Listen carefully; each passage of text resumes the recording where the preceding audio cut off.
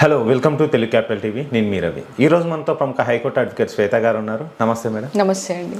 Madam, ఇది digital arrest, cyber crime వాళ్ళు ఈ కేసులు ఎక్కువ అవుతున్నాయి. ఏంటి మేడం ఈ కేసుల గురించి?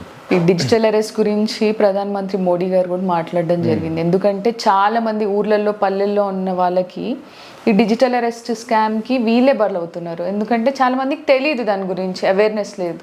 సడన్గా మనకు వాట్సాప్ కాల్ రావడము, అది మొత్తం పోలీస్ స్టేషన్ వాతావరణం లాగా ఉండడము మనం చూసినప్పుడు, అక్కడ కానిస్టేబుల్ పోలీసులు వేషంలో వేసుకున్న వాళ్ళు ఆ డ్రెస్ వేసుకొని తిరగడము, అరే నిజంగానే మనకు పోలీస్ స్టేషన్ నుంచి వాట్సాప్ కాల్ వచ్చింది అని చాలా మంది భ్రమలో ఉంటున్నారు.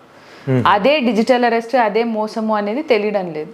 సో ఫోన్ చేసి ఏమంటారు అని అంటే, మీది పలానా ఆధార్ కార్డ్ నెంబర్, అవునా కన్ఫర్మ్ చేయండి, ఇది ఒక ఎంక్వైరీ అని అంటారు. అవును అని అంటారు. మీరు రీసెంట్గా ఇక్కడికి వెళ్ళారా అక్కడికి వెళ్ళారా అని మన డేటా, ఇప్పుడు తిరుపతికి వెళ్ళామనుకోండి, ఆధార్ కార్డ్ డేటా ఉంటుంది యూజువల్లీ మనకి.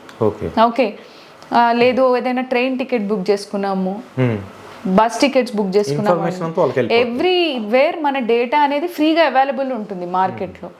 సో ఈ డేటా అనేది కొనేసుకొని ఈ స్కామ్స్టర్స్ ఏం చేస్తారు అంటే, ఈ ఫ్రాడ్స్ మనకు ఫోన్ చేసి మీ పేరు మీద ఒక పార్సల్ వచ్చిందను, లేకపోతే మీ పైన ఇన్ని కంప్లైంట్స్ రేజ్ అయినాయి, మిమ్మల్ని డిజిటల్ అరెస్ట్ చేయాలి అనుకుంటున్నాము అనేసరికి వీళ్ళు ఒక విధమైన ప్యానిక్నెస్లోకి వెళ్ళి నిజానిజాలు అనేవి ఏంటి అనేది తెలుసుకోలేరు.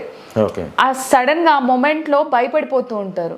ఇప్పుడు మీరు అరెస్ట్ కాకుండా ఉండాలి అని అంటే, మా అకౌంట్లో ఇప్పుడు మా పోలీస్ ఆఫీసర్ ఇన్వెస్టిగేట్ చేస్తారు, ఆ తర్వాత మీరు పలానా ఇంత అమౌంట్ మా బ్యాంక్ అకౌంట్లో వేయాలి అని అంటారు.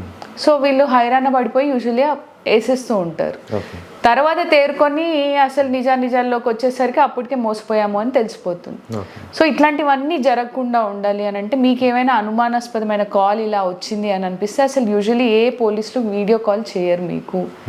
ఓకే, ఒకవేళ అనిపిస్తే వెంటనే 1930 అని సైబర్ క్రైమ్ది నేషనల్ హెల్ప్ లైన్ నంబర్, దానికి కాల్ చేసి కంప్లైంట్ ఇవ్వచ్చు. మీకు ఏ నెంబర్ నుంచి కాల్ వచ్చిందో దానిపై ఆ నెంబర్ పైన ఈ పలానా నంబర్ నుంచి కాల్ వచ్చిందని కంప్లైంట్ ఇవ్వచ్చు. లేదు మీకు వాట్సాప్ వీడియో కాల్ వచ్చింది అని అనుకున్నప్పుడు ఆ స్క్రీన్ షాట్స్ తీసుకోవడము, ఆ వీడియోని రికార్డ్ చేసుకోవడము చేయాలి. ఇప్పుడు నిన్ననే ఒకటి సంఘటన జరిగిందండి మహబూబ్ నగర్లో. ఒక ఆవిడ సడన్గా బ్యాంక్కి వెళ్ళి ఒక 4.2 lakhs ఆర్టీజీఎస్ చేయాలి అని ఇట్లా గాబరాగా వెళ్ళిందంట.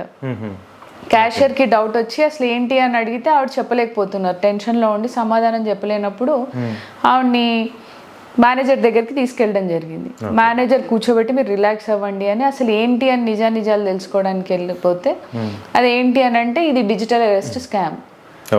ఆ డబ్బులు కట్టకుండా మేనేజర్ తెలివితో చాకచక్యంగా సేవ్ చేశారు. ఆ తర్వాత సైబర్ క్రైమ్ పోలీస్ స్టేషన్లో ఫిర్యాదు జరగడము, ఓకే, అది కేసు ఇన్వెస్టిగేషన్లో ఉంది.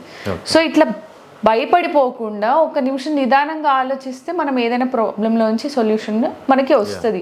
అంతేగాని డిజిటల్ అరెస్ట్ అనగానే నిజంగానే మనల్ని ఏ పోలీసు వచ్చి అరెస్ట్ చేసేస్తున్నారు అని భయపడిపోయి డబ్బు అనేది పోగొట్టుకోవద్దు. మోస్ట్లీ రూరల్ పీపులే వీళ్ళకి టార్గెట్ అవుతున్నారు, ఊర్లలో ఉన్న వాళ్ళు. బోల్డని కేసులు వస్తున్నాయండి.